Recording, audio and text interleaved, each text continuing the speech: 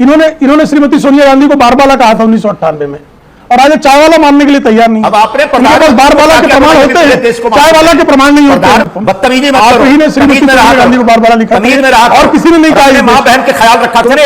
आश्रम के जो बाबा उसको मर्डर कर दिया तुमने, तुम्हारे ऊपर तो मर्डर का केस लगना चाहिए बे। कहां क्या बात कर रहे हो तुम? तो मर्डर आदमी है, कैसी बात कर रहे हो? आदमी है तू अपने आश्रम के बाबा का मर्डर करके उस पर कब्जा करके बैठ गया। आगे बताऊं? फिर भारत के स्वर्ण काल की तरफ बढ़ते देखकर उन चीन के चंदेबाजों को पीड़ा तो होगी ना। दोस्तों नमस्कार, आप सभी का स्वागत है और आप देख रहे हैं एसके डिबेट। दोस्तों 15 अगस्त वाले दिन पीएम मोदी ने लाल किले की प्राचीर से तिरंगा फहराया और उन्होंने अपने भाषण में परिवारवाद, भ्रष्टाचार और तुष्टीकरण पर कड़ा प्रहार किया और उन्होंने बोला कि मैं लाल किले पर अगले साल अपने काम का हिसाब दूंगा। वहीं विपक्ष ने उनके भाषण को विदाई वाला भाषण बताया और कांग्रेस अध्यक्ष मल्लिकार्जुन खड़गे ने बोला कि पीएम मोदी अगले साल तिरंगा तो फहराएंगे लेकिन लाल किले से नहीं, अपने घर से। तो दोस्तों आज की डिबेट वीडियो इसी मुद्दे पर होने वाली है। प्रेम शुक्ला बीजेपी की तरफ से हैं और संजय निरुपम कांग्रेस पार्टी की तरफ से हैं। दोस्तों वीडियो बहुत शानदार होने वाली है, आपसे अनुरोध है वीडियो को अंत तक जरूर देखें। वीडियो पसंद आए तो लाइक करें, शेयर करें, कमेंट करें और मेरे चैनल को सब्सक्राइब करें। चलो दोस्तों मेन डिबेट स्टार्ट करते हैं। चलिए शुरू करते हैं। मेरा मुद्दा सिर्फ इतना है कि देश में तबाही बर्बादी चारों तरफ हो रही है। लोगों के अंदर निराशा का भाव है, भ्रष्टाचार तेजी से बढ़ रहा है। सीएजी की तमाम रिपोर्टों को हाल में देख लीजिए आप। महंगाई चरम पर है। मणिपुर जैसे राज्य में जिस प्रकार की तबाही बर्बादी जल रहा है, जिस तरीके से पूरा राज्य, सुप्रीम कोर्ट कमेंट कर रहा है कि लॉ एंड ऑर्डर कोलैप्स हो चुका है। हरियाणा में दंगे, हर तरफ दंगे का माहौल, लोगों में डर और भय का माहौल। ऐसे में यह सरकार वापस नहीं आ सकती, ऐसी साफ साफ मैं घोषणा कर रहा हूं। और यह अहंकार नहीं है, लोगों के नब्ज समझने का एक नतीजा है। जिसकी नब्ज जो है डूब रही हो वो दूसरों की नब्ज समझने की स्थिति में नहीं होता है। और जनता की नब्ज यही है कि 1000 वर्षों के गुलामी, भ्रष्टाचार, तुष्टीकरण, परिवारवाद के विरुद्ध यह देश अब स्वर्ण काल की नींव रख रहा है। और आदरणीय नरेंद्र मोदी जी के नेतृत्व में भारत अमृत काल में प्रवेश कर चुका है और जो विश्व काल के प्रोडक्ट हैं वो अपशब्द ही बकेंगे इस काल के। देखिए सबसे पहली बात एक लाइन में बोल देता हूं कि चीन के चंदे की बात है ना, तो अनुराग ठाकुर या प्रधानमंत्री स्वयं पीएम केयर फंड में चीन की कितनी कंपनियों का पैसा आया, कृपया करके उसके ऊपर खुलासा करें।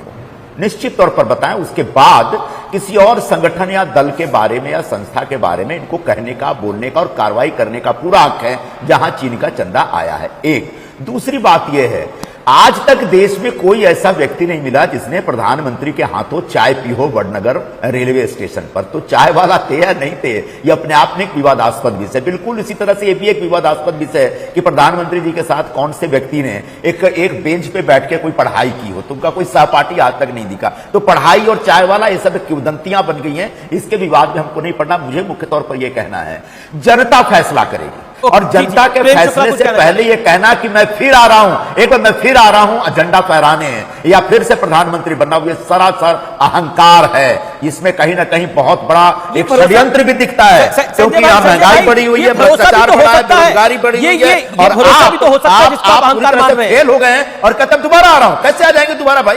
देश की जनता आपको रिजेक्ट कर चुकी है, कैसे दोबारा आ जाएंगे आप? सुनिए अमीश भाई, हम तो कह रहे हैं कि अगली बार आप नहीं आ रहे, अगली बार विपक्ष की सरकार बन रही है। क्यों? क्योंकि आप पूरी तरह से फेल हो गए हैं बेरोजगारी को नियंत्रित करने में। 22 करोड़ लोग बेरोजगार हैं।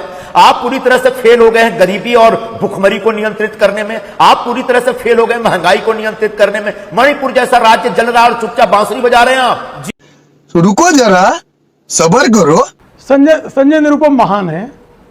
इन्होंने श्रीमती सोनिया गांधी को बारबाला कहा था 1998 में, और आज चाय वाला मानने के लिए तैयार नहीं। अब आपने बारबाला के प्रमाण होते हैं, चाय वाला के प्रमाण नहीं होते। प्रधानमंत्री नरेंद्र इनका संकट ऐसा है, प्रेम शुक्ला चाय वाला के तमाम प्रमाण होने के बावजूद आदरणीय नरेंद्र मोदी जी का परिवार जहां से आया है, प्रधानमंत्री नरेंद्र मोदी को अपनी मां बहन की गाली दी है तुमने, ये पूरे सामना में छपा हुआ और तुमको शिवसेना से 1998 में आप ही ने संजय निरुपम, बदतमीजी मत आप करो। ही ने श्रीमती सोनिया गांधी को बारबाला लिखा और किसी ने नहीं कहा। मां बहन के ख्याल रखा करो। कौन से आश्रम में क्या क्या गलतियां की है तुमने? अरे आप ही ने लिखा, अपनी माँ बहन का ख्याल नहीं था आपको, कम से जब कम आप बार बार लिख रहे थे, आपको अपनी माँ बहन का कोई ख्याल ही नहीं रहा। मेरे ऊपर टिप्पणी आपको अपनी माँ बहन का जरा भी ख्याल नहीं रहा। मैं जानता हूँ अपनी माता का कितना सम्मान करते हो। आप ही आदमी हो, आश्रम में क्या क्या आप ही ने बार बार लिखा था ना, तो आप अपनी माँ बहन का आपको ख्याल नहीं था। मैं उद्धृत करते रहा हूँ, माँ बहन का ख्याल हो गया। टिप्पणी करने का नहीं, मुझे लगता है बड़ा तमीज हो रहा है। आप ही ने लिखा था, तमीज से रहा करो। संजय निरुपम ने लिखा था, मैं तो आप ही तमीज से रहा करो। माफी मांग लीजिए अभी। मेरे लिए सम्मानित तुमने एवं के आश्रम का जो बाबा है उसको मर्डर कर दिया तुमने। तुम्हारे ऊपर तो मर्डर का केस लगना चाहिए बे। कहां क्या बात कर रहे हो? तुम तो मर्डर आदमी है। कैसी बात है? तुम्हारे जैसे मर्डर आदमी को भेजा गरक हो गया क्या आदमी है तू? तू अपने आश्रम के बाबा का मर्डर करके उस पर कब्जा करके बैठ गया। आगे बताऊं, आगे बताऊं तुम्हारे और किससे? ऐसी झूठ बोलने पर तमीज में रहो, गालीबाज और झूठे लोग जेल जाते हैं।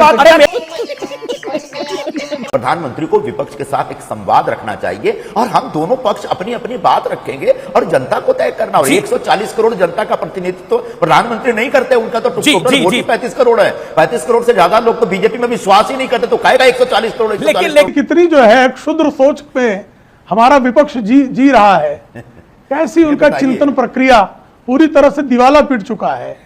140 करोड़ के ही प्रधानमंत्री हैं आदरणीय नरेंद्र मोदी जी, और 140 करोड़ के परिवार के प्रधान सेवक हैं वो चांदी का चम्मच लेकर पैदा हुए पैम्पर्ड चाइल्ड नहीं है।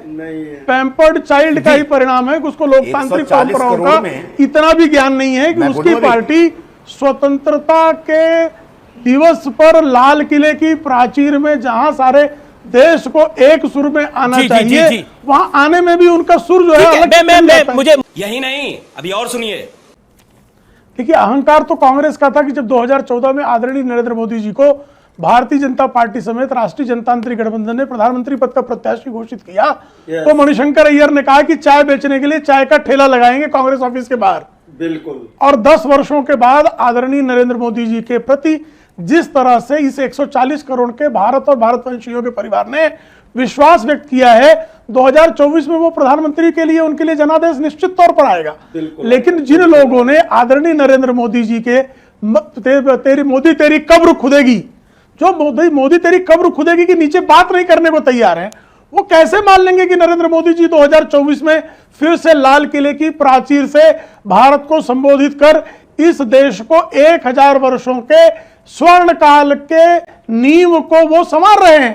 अब कैसे मानेंगे जो भारत की औपनिवेशिक जो छाया में जीने वाली एक पीढ़ी थी और उसके प्रताप से जो तुष्टीकरण, परिवारवाद और भ्रष्टाचार की इस तिकड़ी ने जो भारत का नाश किया, उसको एक बार फिर भारत के स्वर्ण काल की तरफ बढ़ते देखकर उन चीन के चंदेबाजों को पीड़ा तो होगी ना। चीन को कैसे अच्छा लगेगा?